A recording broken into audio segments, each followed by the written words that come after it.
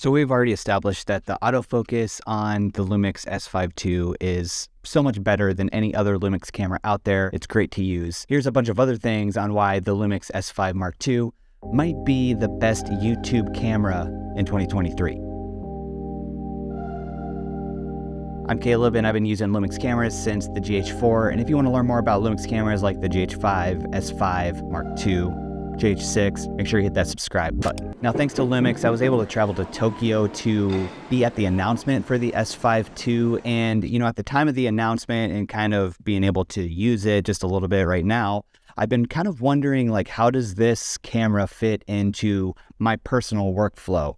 Like right now for client video shoots, I've been using the S5 and the GH6 for a lot of B-roll type stuff. So where exactly did the S5 II fit into my personal workflow? Well, let me tell you, it's this right here. The S5 II is going to be my main content creating camera. So really any type of YouTube content, unless I actually have to, make B-roll of the S5 II, like this is where it fits into my personal workflow. So here's just a bunch of reasons why I think the S5 II might be the best YouTube camera in 2023. I mentioned autofocus at the beginning. Let's just leave that there. Yes, it's great. But the fact that you can power the S5 II through USB-C, so you can plug it in, and you will be able to batch shoot a lot of your content. You won't have to be like switching out batteries or anything like that. Or if you have like a battery bank or anything like that, a power bank, plug it in through that USB-C port. Another reason is the shutter angle. This has a built-in shutter angle, just like the GH5 did, just like the GH6 does. So on a lot of other cameras, you have to go in, when you're shooting video, you have to go in and change your shutter speed for any different frame rates you're using. Well, in S5 II, set it to an angle of 180, leave it there.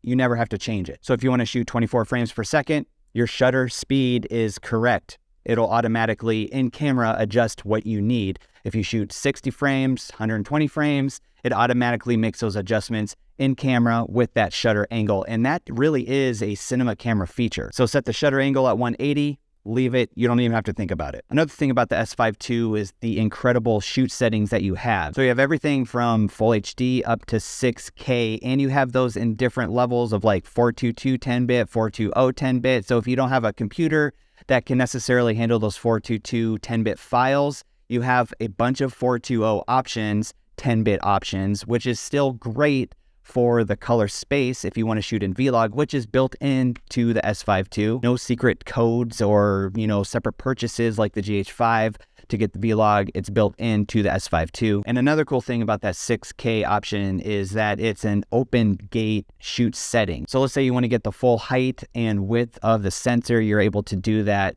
in that 6K option, which brings me to the next point on why the S5 II is such a great option for content, is that you can set frame markers as you shoot on your back screen. So let's say in editing, you want to crop like a full vertical or square image for any type of social media content. You can actually go in and set frame markers on your back screen so that you know how to frame what you want to shoot. So that 6K open gate is an incredible feature. With those frame markers is an incredible feature for YouTube content, social media content, whatever type of content you want to make. The S5 II have those options that make it super easy. Now, I don't know how LUMIX did this on a full frame camera, but the IBIS is absolutely incredible. So if you do any type of like movement shots, or if you like to vlog, for example, and then you can get lenses that would have like the optical image stabilization, and then you'd have combined dual IBIS, but they call it like active IBIS or something along those lines, but it's fantastic. So especially if you're shooting at high frame rates, like 48, 60, 120 frame rate, you are going to get a very stable image, almost to the point where you don't even have to carry any type of gimbal around. I'm actually really wondering if the S5 II is a gimbal killer. So when I was editing this video, I realized that I totally forgot to put something in this list, and I even had it in my notes. I just totally forgot to say it, but it's the 4K live crop. So if you're doing any type of B-roll of maybe products or something like that, the 4K live crop internally allows you to get some zoom and motion shots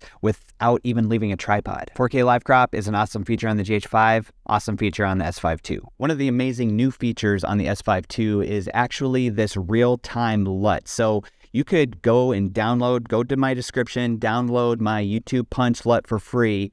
You can upload that to your camera, shoot everything with that LUT built into the camera. You don't even have to color grade in editing. This is going to save so much time for people who want to get out quick content, don't want to spend a lot of time on the edit. Shoot with this RealTime Lut feature. You can get the look that you want built into the camera, so you don't have to do that in editing. That feature alone almost makes it the best YouTube camera for 2023. Then you also have the LUMIX Sync app, which you can use as like a monitor for the S5ii, or you can use it as the shutter button or record button. So having a great app to go with a great camera is a very powerful combo for content creators. Let me give you one more thing about the S5ii, that when the first L-mount cameras came out, I wasn't super excited about this. Like the S1H, I didn't feel that Lumix had a good L-mount lens setup.